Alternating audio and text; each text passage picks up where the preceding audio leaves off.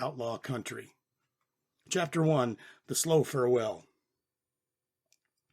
The telltale report of revolvers and rifles echoed through the whole town. The bullets were meant for me, but they seemed content to shoot the tavern wall instead.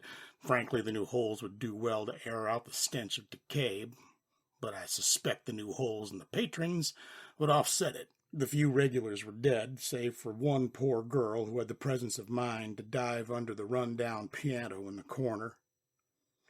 The owner survived the volley, but that didn't count as I was currently stabbing him to death. Normally, I would save the stabbing for later, when I was done being shot at, but you gotta take your opportunities when they come. I found myself directly on top of him, having dove over the counter a second, and I heard the click of a hammer. Saw the look in his eyes of hate and vitriol, and I knew it was him who led them here. So I stabbed him in the throat. It's a good work ethic to get simple problems out of the way first. The shooting slowed down for a moment, and the bounty hunter clearly didn't understand the volley fire. I took the chance to crawl towards the back door, which thankfully was right by the counter. A shot whizzed past my head. It sounded widespread, like birdshot. So that didn't really even count. What kind of dumbass brings birdshot to a shootout?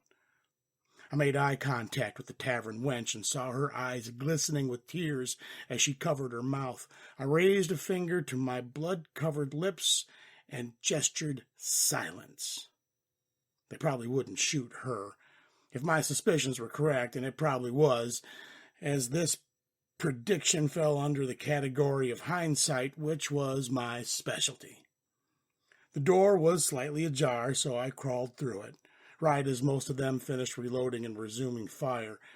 I was slightly jealous, as I could tell that a good number of them had double actions, and I still hadn't gotten my hands on one of them yet. I've noticed over the years that my mind tends to wander in high-stress situations, or maybe I agreed with that, what my gut was telling me. I could only do this so many times before someone got lucky, or I got somewhere even more unlucky. Right. No point in accepting my fate quite yet, and no reason not to drag a few fools with poor judgment down with me. I clambered to my feet and glanced out the dirty window. 2 boys on the neighboring roof watched the door. Footsteps around the front as more came to encircle the building.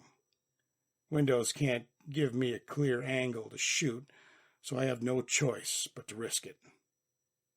Going out the door that is clearly being watched by 2 people expecting someone to use it within the next few seconds, probably responsible for a good majority of the in-town gun deaths, I drew the peacemaker from my second holster, slowly turned the knob, and literally dove through it.